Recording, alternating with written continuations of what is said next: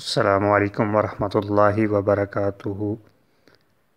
ادارہ روحانی جہاز کے اندر اکثر لا علاج اور پیچیدہ امراض سے متعلق جو بھی مریض آتا ہے ان کے لیے یہ عمل کیا جاتا ہے یا پھر ان کو یہ عمل خود بتا دیا جاتا ہے۔ آج وہی عمل روحانی جہاز کے تمام متعلقین اور ویئرز اس عمل کو دیکھ سکتے ہیں۔ جسمانی امراض خواہ کتنے ہی پیچیدہ کیوں نہ ہو، دل کے امراض ہوں، دماغ کے ہوں، معدہ کے، جگر کے، گردوں کے، یا پھر کوئی بھی مخصوص ایسا مرض کہ جو ادویات استعمال کرنے کے بعد اپنا اثر نہ دکھا رہی ہوں، یا مریض خود اپنی بیماری کی وجہ سے مایوس ہو چکا ہو، یا بیماری کا دورانیہ اتنا طویل ہو چکا ہو کہ اب اس کے بچنے کے آثار صحت یاب ہونے کے وہ نظر نہ آتے ہوں، تو ایسی صورت میں سب سے پہلے 2 رکعت نماز نفل کے ادا کیے جائیں، صلاۃ الحاجت کے اللہ پاک سے مدد وہ لی جائے اور ساتھ میں کچھ صدقہ وغیرہ وہ دے دیا جائے۔ اس کے بعد اس سورہ یاسین کے عمل کو شروع کیا جائے۔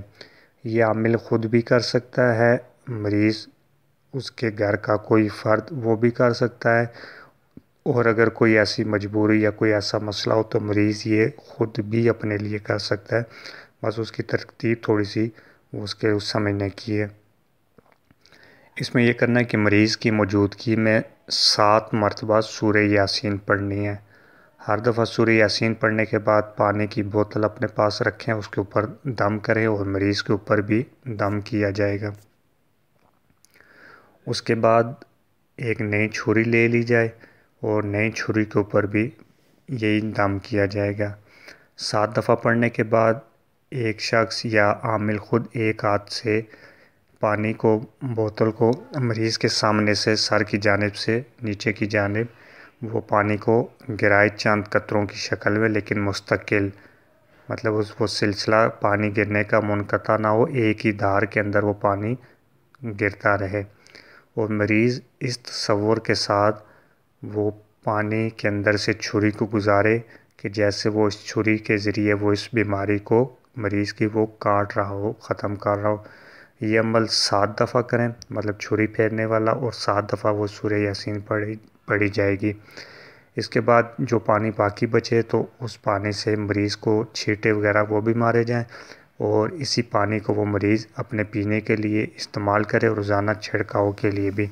اور اگر اس کے ساتھ سورہ یاسین کا نقش مبارک تعویذ وہ گلے میں ڈال دیا جائے یا پینے کے لیے اسی پانی کے اندر، تو وہ زیادہ مؤثر ثابت ہو جائے گا۔ اس پیغام، اس عمل کو ایسے مریضوں تک ضرور پہنچائیں جن کو حقیقت میں اس شفائی اور فوری اثر کرنے والے جو کرشماتی یا آپ کہہ لیں کراماتی عمل اس کی ضرورت ہو، تو اس پیغام کو دوسروں تک ضرور پہنچائیں۔ اللہ پاک سب کو شفائے کاملہ عاجلہ نصیب فرمائے۔ السلام علیکم ورحمۃ اللہ وبرکاتہ۔